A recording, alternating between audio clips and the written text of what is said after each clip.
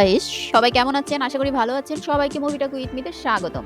অনেকদিন পর আপনাদের সবার সঙ্গে আবার দেখা হচ্ছে।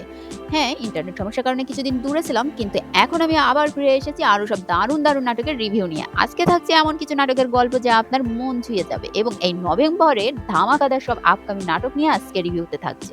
তাই একদম শেষ পর্যন্ত দেখতে থাকুন আর আপনার পছন্দের নাটকের নাম অবশ্যই কমেন্টে জানাতে ভুলবেন না। চলুন তাহলে শুরু করি। বাংলাদেশী নাটক মানেই এক অন্যরকম আবেগ আর নতুন গল্পের অপেক্ষা আমাদের সবার মন কাড়ে। এই বছর এবং আগামী বছরের শুরুর দিকে মুক্তি পেতে যাওয়া ৫টি সেরা নাটক নিয়ে আজকের এই স্পেশাল রিভিউ। সর্বপ্রথম যে নাটকটির নাম থাকছে সেটা হলো আফরান নিশো ও মেহজাবিন চৌধুরী অভিনীত শেষ প্রহর। এই গল্পের ধরনটা হলো একদম প্রেম ও রহস্যময়। শেষ প্রহর এমন একটি নাটক যেটি আবেগপূর্ণ, যেখানে প্রেম এবং রহস্যের দুর্দান্ত সমন্বয় ঘটেছে। নিশো আর মেহজাবিনের কেমিস্ট্রি কিন্তু বরাবরই দর্শকদের প্রিয়। গল্পটি একটি অসম্ভব প্রেম কাহিনীর উপর ভিত্তি করে, যেখানে সম্পর্কের গভীরতা এবং কিছু অজানা সত্য প্রকাশ পাবে। নাটকের ব্যাকগ্রাউন্ড মিউজিক ও সিনেমাটোগ্রাফি আপনার চোখে আনন্দ এবং মনকে প্রশান্তি দিবে। নিশো এবং মেহজাবিনের অনস্ক্রিন রোম্যান্স এটি কিন্তু আরো বেশি ফুটিয়ে তুলেছে। এরপরে যে নাটকটি আসছে সেটা হলো বড়দিনের রাত। এতে অভিনয় করেছেন তৌসিফ মাহবুব ও তাসনিয়া ফারিন। এর গল্পের ধরন হলো থ্রিলার ধরনের। এই নাটকটি বড়দিনের রাতের একটি থ্রিলার ঘটনা নিয়ে নির্মিত। একদল বন্ধুর বড়দিন উদযাপন অপ্রত্যাশিতভাবে একটি বিপজ্জনক অভিজ্ঞতায় পরিণতি হয়। ঘটনার মধ্যে লুকিয়ে থাকা রহস্য এবং হঠাৎ পরিস্থিতি তাদের জীবনকে বদলে দেয়। তৌসিফের বুদ্ধিদীপ্ত চরিত্র এবং তাসনিয়ার অনুভূতিপূর্ণ অভিনয় গল্পটিকে বাস্তবে ছোঁয়া দিয়েছে। চমৎকার স্ক্রিপ্ট এবং শক্তিশালী সংলাপ নাটকটিকে সবার আগ্রহের কেন্দ্রবিন্দুতে কিন্তু নিয়ে যাবে। এরপরে যে নাটকটি আসছে সেটা হলো হারানো ঠিকানা। এতে অভিনয় করেছেন নিশাদ ইমরোজ তিশা ও আরফান আহমেদ এবং নাটকটি পারিবারিক কাহিনী নিয়ে গঠিত। একটি হৃদয় বিদারক গল্প যেখানে পরিবার, সম্পর্ক এবং ভুল বোঝাবুঝি মূল বিষয়।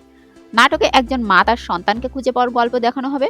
এই যাত্রায় সামাজিক প্রতিবন্ধকতা এবং নিজস্ব সংকল্প তাকে সামনে এগিয়ে যেতে সাহায্য করবে। তিশা সাবলীল অভিনয় এবং আরফানের অনুভূতিশীল সংলাপ নাটকটিকে ভিন্ন মাত্রায় এনে দিয়েছে।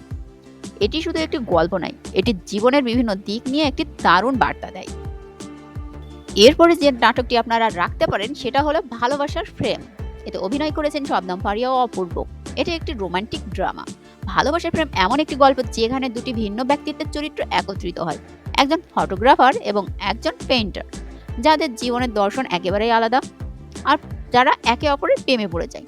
তারা একসঙ্গে একটি ভালোবাসার ফ্রেম তৈরি করার চেষ্টা করে, যা শুধুমাত্র একটি চিত্র নয়, বরং তাদের সম্পর্কের প্রতিফলন।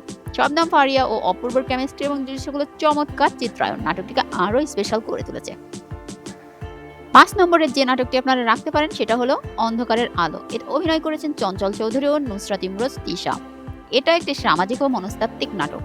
অন্ধকার থেকে আলোতে আসার গল্প এটি। নাটকে চঞ্চল চৌধুরী একজন সামাজিকভাবে হেয় প্রতিপন্ন ব্যক্তির চরিত্রে অভিনয় করেছেন, যিনি একসময় নিজের ভুলগুলো উপলব্ধি করে নতুন জীবনের দিকে এগিয়ে যেতে চান। নুসরাত ইমরোজ তিশা এখানে একজন মানসিক প্রশান্তিদায়ী চরিত্রে থাকবেন, যিনি তাকে জীবনের সঠিক পথ দেখান। নাটকটি গভীর বার্তা বহন করে এবং সামাজিক সমস্যা ও পুনর্গঠনের উপর আলোকপাত করবে। বন্ধুরা, প্রত্যেকটি নাটকেই আছে নতুন কিছু বার্তা এবং চমকপ্রদ গল্প যা দর্শকদের মুগ্ধ করবে। আপনি কোন নাটকটি সবচেয়ে বেশি দেখতে চান এবং কোন নায়ক নায়িকার প্রতি আপনি আগ্রহী সেটা কমেন্ট করে জানাতে কিন্তু ভুলবেন না। এমন সব নাটকের রিভিউ পেতে অবশ্যই আমার চ্যানেলটিকে সাবস্ক্রাইব করে আমার সাথেই থাকুন এবং লাইক কমেন্ট শেয়ার করতে অবশ্যই ভুলবেন না। আজকে এ পর্যন্তই। পরবর্তীতে আবার দারুণ কোনো নাটকের রিভিউ নিয়ে আপনাদের সামনে হাজির হবে। সবাই ভালো থাকুন, সুস্থ থাকুন, টাটা।